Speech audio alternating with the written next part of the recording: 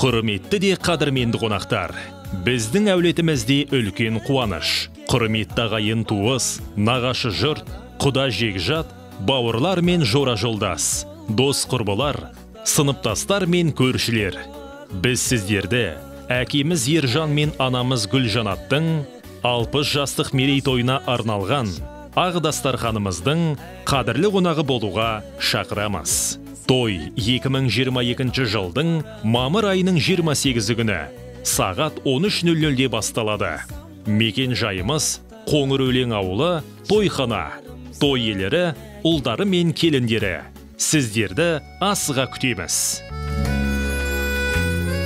Өмір бірге